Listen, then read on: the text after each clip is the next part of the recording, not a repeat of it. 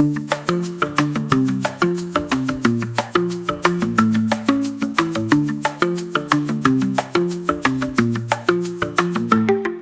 cet exercice d'application, nous avons une salle de physique-chimie en désordre avec une sorte de tremblement de terre qui aurait fait tomber une armoire contenant plusieurs flacons remplis de différentes espèces chimiques.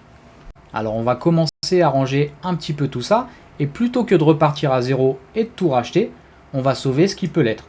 On trouve par exemple un flacon avec une étiquette qui n'est plus lisible et on va vouloir identifier ce qu'il y a à l'intérieur de ce flacon.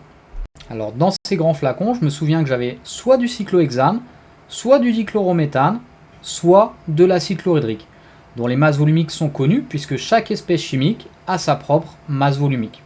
Donc en calculant la masse volumique du liquide incolore qui se trouve dans mon flacon, je vais pouvoir l'identifier. Et pour calculer la masse volumique de ce liquide, nous allons devoir diviser sa masse par son volume. On va donc prélever un certain volume de ce liquide que nous allons peser. Et pour pouvoir prendre un certain volume, nous allons utiliser par exemple une éprouvette graduée.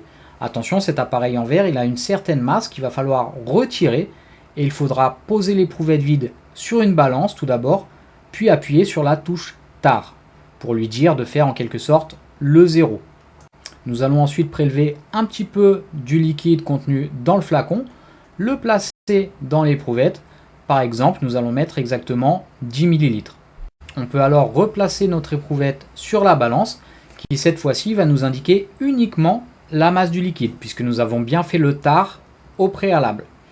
Et on constate que nous avons une masse de 13,40 g pour nos 10 ml de liquide.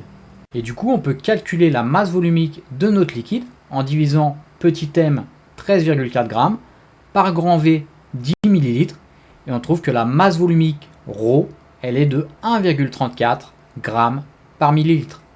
Et à quelques erreurs de mesure près, probablement lorsque nous avons lu notre volume de liquide, c'est difficile de lire exactement 10 ml, mais nous venons d'identifier l'espèce chimique contenue dans le flacon.